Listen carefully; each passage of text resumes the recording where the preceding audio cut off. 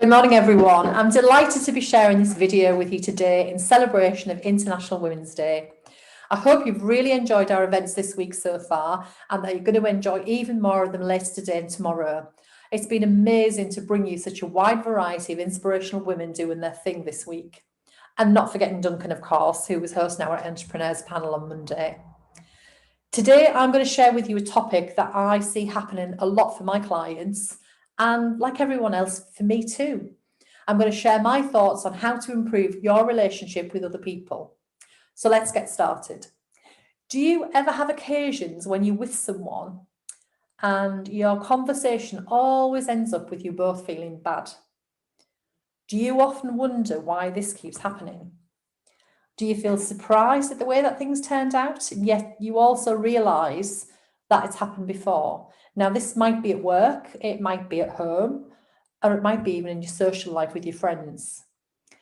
So if this is the case that keeps repeating, then it's most likely that you're involved in a game, a psychological game. And like any other type of game that I played, there's a set of rules for them. It was Eric Berne who first talked about this predictable structure of games and how they can be analysed. There's many psychological games that we play, but this video focuses on the drama triangle. It's informative and as interactive as it can be via video. So let's have some fun with it. So let's get started. What is the drama triangle? The drama triangle is the unconscious roles that people take on in stressful and emotional times and during conflict. And we can switch back and forth between them in any one interaction with someone. So it's often when we're frustrated or angry or upset, afraid, maybe we're sad or grieving. So being in the drama triangle can create more stress and more conflict and can also stop people taking on responsibility for themselves. The drama triangle was devised by Steve Karpman and is also known as the Karpman triangle. He suggests that whenever we play psychological games, we're stepping into one of three scripty roles of persecutor, rescuer, or victim. So what is a scripty role? This is our values and belief system coming into play. We all write scripts for ourselves from being quite a young age, sometimes as young as 4. Initially, it's the result of our parents and other influences' beliefs, and it's about how we respond to that and how we then behave and the things we believe. And then this gets amended and updated as we grow and we gain life experience and new influences. So the roles in the drama triangle are persecutor, rescuer, and victim. So the persecutor is someone who puts other people down and therefore goes one up. They can behave actively aggressive, or they might even be passively aggressive in response to a victim. They discount other people's values and dignity. Extreme persecutors may discount other people's rights to life and physical health. If you try to think about when you might be in a persecutor mode, might that be when you're annoyed with the kids for not tidying up, or when the husband is late again and you're frustrated? So you take out that frustration verbally on them. Just stop for a minute and imagine that scene, because it happens in houses all over. Another position is a rescuer. You might think that this is a good place to be in. You know, you're helping people, but it's not, because the rescuer also goes one up. They do more than their share and they do things they don't really want to do. But what they also do is they discount other people's abilities to think for themselves and for them to act on their own initiative. This is a place I used to go quite often. I was always trying to solve everyone's problems for them, but actually they were my solutions, not theirs. So when do you play the rescuer? Just imagine that scene for a moment as well. And then finally, the third position we take up is the victim. And the victim doesn't take responsibility for themselves. They'll often feel overwhelmed with their feelings or even numb to them, and they go one down. They discount themselves. If they're with a persecutor, then they'll agree with the persecutor's discounts, and they view themselves as someone worthy to be rejected and belittled. And they actually believe what the persecutor tells them about themselves. The victim seeks out rescuers, believing that they need a rescuer's help in order to think straight, act or make decisions, because they believe they can't help themselves. They might feel sorry for themselves, trapped and depressed. Imagine that scene. Have you ever been there? Or do you know someone who is there right now? As the drama triangle is played out, people change roles or tactics, and that can happen really, really fast in any one conversation. And others in the triangle and then switch to match it as well. But sooner or later, victims, sick of being in that one down position, they can turn on the rescuer and become the persecutor. Imagine that scene of shouting at the kids, and then all of a sudden the teenagers, and they start to shout back, telling you that you're ruining their lives and they hate you, etc., etc. And suddenly, instead of being the persecutor, you've become the victim. And the rescuer can become fed up with a lack of response or any appreciation of their efforts and can become the persecutor or even become the victim. Rescuers can often be the piggy in the middle too, being the peacekeeper until they snap and become the persecutor, or they end up feeling downtrodden and taken for granted and become the victim. So let's have a little bit of imaginary fun with this and let's do a little exercise. First of all, I'd like you to imagine you're on one of the corners of the drama triangle. So let's start at being the persecutor. When you're in this place, imagine that you're in a scene that you know well or you recognise, either your own scene or someone else's that you see happening around you. But you're the persecutor. How are you behaving? How does that feel? And where are you feeling that emotion? Are you feeling in your head, in your heart, or in your gut? And what do each of these things say to you right now? So what words describe how you're feeling right now? You might be feeling annoyed, you might be feeling frustrated, livid, irate. I'm sure you've got some of your own words of how you're feeling there. Your heart might be pumping really fast and you might be shouting or speaking fast and loud, and you might be feeling on edge. You might be walking around a lot while you talk, pointing your finger, and you might be red-faced with anger. So just have a think about how you feel when you're in those positions. When somebody's pressed your buttons and you're really annoyed and you're going for them hell for leather verbally. So now I'd like you to move around to the next point of the triangle. Let's move to the victim. So you're the victim and you're being persecuted. How does that feel? How are you behaving now? And where are you feeling those emotions now? Again, what's going on in here and what's going on in here and what's going on in your gut? What do each of these say to you right now? And what words describe how you're feeling? You might be feeling scared. You might be feeling sorry or fearful. And you might be crying. You might have sweaty palms. You might be fidgeting. You might not be speaking very much. Or you might be speaking quietly because you can't get a word in because the persecutor's verbally abusing you. Imagine that scene again. And finally, take the third point and let's be the rescuer. How are you behaving now? How does that feel again? Think about the head, the heart, and the gut. And what words describe how you're feeling right now? In this position, you might be feeling that you're being helpful, that you have the answers. You might even be feeling a little bit righteous, and you might be feeling defensive on behalf of the victim. And the other things that you might be feeling confident and capable, nurturing and caring, and you might be doing most of the talking and the organising. So after the video today, I'd like you just take a minute to reflect where you are in each of these roles and write down all the words you can think of that might be applied to them, how you feel as a persecutor, a rescuer, and a victim. Now, all of these three roles in the drama triangle are all inauthentic because when people are in these roles, you're responding to the past rather than the here and now. You're using all those old scripts and strategies, the beliefs and values that you decided upon as a child and as you were growing, that you took on board from parents and other influences. But you don't have to actually follow those. But remember that these games take place out of awareness. So don't give yourself a bad time for engaging in the drama triangle. We all do it. And don't give anyone else a bad time for engaging in it because it's a natural, normal reaction. But instead, you can change your behaviour by spotting your own involvement in the drama triangle, being aware of it. And first of all, celebrate that you're noticing it, that you've actually realised you're there. But what you can't do is you can't change someone else's behaviour, but you might be able to influence how they respond if you change your behaviour. So just a few more things to reflect upon here. You might want to spend some time after the video thinking a bit more about this. Which is your default life position? Which one do you find yourself in the most? The persecutor, the rescuer, or the victim? I know for me, for years, I found myself in that rescuer position a lot because I thought I was doing good. I thought I was helping people. And when do you slide into other life positions? So if you're normally in one like the rescuer, what caused you then to be a persecutor? What caused you to be a victim?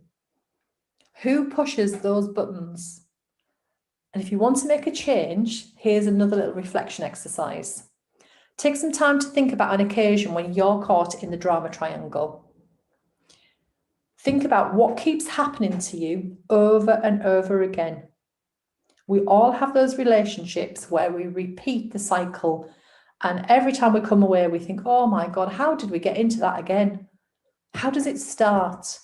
What happens next? And then what happens? And then how does it end? How do you end up feeling about it? And how do you think the other person feels? So now what? This is all getting a bit depressing here. How do we get out of the drama triangle? Well, Cartman also developed the idea that we can choose to transact in whatever way we like. So we can choose new behaviours to break out of our familiar, comfortable, locked-in interactions with others. So let's have a little think here. How do we get out of it? What do you think you could do differently? How might you behave differently at the beginning to change the dynamics and get a positive outcome? And what else can you change in your life so that you no longer need what you get from playing this game? Because we play the games because we fulfill a need in ourselves, and that's why we do it. Rightly or wrongly, it's to fulfill a need. So step out of the drama triangle rather than engaging in a dance with it. You can't make anyone else stop playing these games, and you can't stop them trying to hook you into a game. But by choosing to stay out of it or get back out of it if you've already been hooked in it, you can maximize the chance that you will also invite the other person to come out of the game as well. And to stay out of the game or move out of it, you can choose to be in the winner's triangle, sometimes called the success triangle or the potency triangle. Now, for these 3 roles, there's still 3 roles there, and self-awareness is essential in all of them. So you need to know where you are in your transactions with people if you want to change the dynamics of your relationship. This is why the last reflection exercise is so useful. So I really recommend that you go back and do that. So instead of being a persecutor, the skills that you need to practice are ones of assertiveness. Getting your needs met without punishing or belittling or shaming. Be clear, be concise, set the boundaries, set expectations, practice telling people exactly what you want so they have the chance to reach your expectations. Other people are not mind readers, yet we often expect them to understand what we want. And as persecutors, we can make lots of assumptions, often because we believe that ours is the right or the only way, but then we get annoyed and frustrated when others don't do as we expect them to do. Try to aim for a win-win situation when you're in that role. Instead of being a rescuer, listening is often the only caring response needed to help and support other people. So develop your listening skills. How do you know that the solutions you always find are the right ones for them if you don't listen fully to their needs? And do you understand what their needs are? Are you skilled enough to understand that?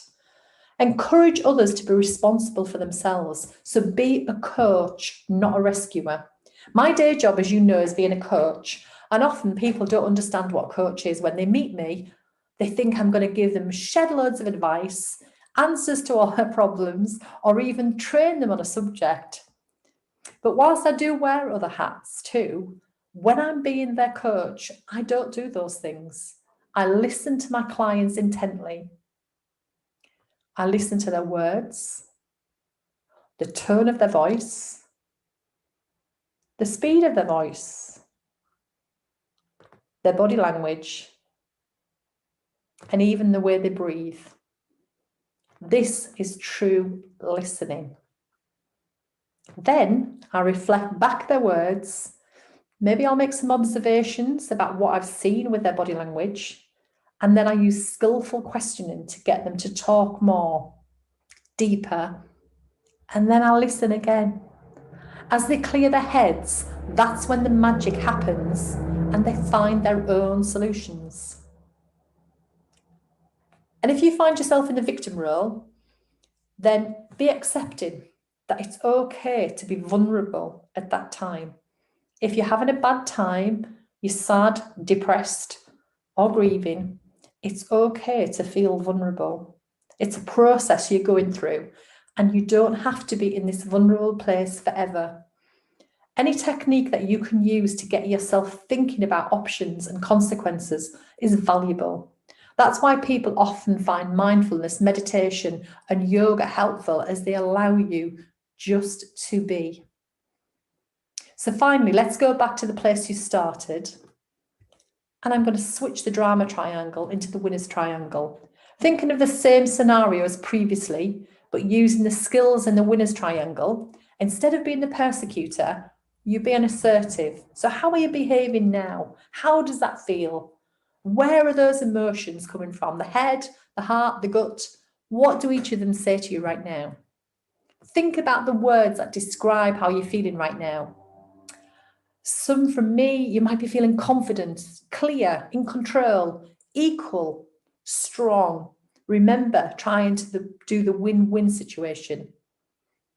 You might be speaking slower. You might be speaking more clearly and with a steady tone. You might be sat up straight, standing tall, shoulders back, and breathing evenly. You might feel more in control. Instead of being the victim, you're being vulnerable and considering options. So how are you behaving then in this role? How does that one feel? Again, where are those emotions and what do they say to you? So some of the words that describe how you're feeling right now, think about those. You might still be feeling sad and drained, tired and empty, but being aware of where you are in this process now can really, really help. You are vulnerable because of your circumstances right now, but circumstances can and do change. You don't need to remain a victim. Thinking about what options you might have and how these might help you make you feel different can really help. Lift your head up and be open to options around you. Seek support from others, but not for the answers. Get the support to be able to come up with the answers yourself. So in the third role of being the rescuer, try being a coach. Again, how does this feel? You know, you might be feeling empowering. You might still be caring and supportive. But, you know, feeling free from having to make the decisions is quite a powerful feeling as well. You might need to set boundaries with a victim so they understand how you're prepared to support them, but that they need to help themselves too. Especially if you're in that role regularly, you might need to set those boundaries so they understand the change. And believe me, when the magic happens and the person you're helping finds their own answers, there's no better feeling on earth. It's magical. Although maybe I'm a bit biased because it's what I do every day. So finally, just to finish off, just spend a little bit of time reflecting. What have you noticed about that exercise that you've just done? About being in the drama triangle and then switching to the winner's triangle or the success triangle. And for those of you that know me really well will know I will finish off with one final exercise. Going away from here, think about what will you now stop doing in these relationships that cause you problems? What will you stop doing? What will you start doing? And what will you continue doing? Because if you want to change the dynamics in a relationship, you can change your behavior, and that might just have an impact on the behavior of other people too. Good luck with the drama triangle. If you need any more information, it is on my website, or you can contact me as well through Inspiring Women on my website, which is inspire-uk.com. And if you need any help to get those listening skills, the assertiveness, or actually just to be vulnerable and to look at problem solving, give me a call, drop me a line, and we can have a chat and a catch up. Enjoy the rest of your week.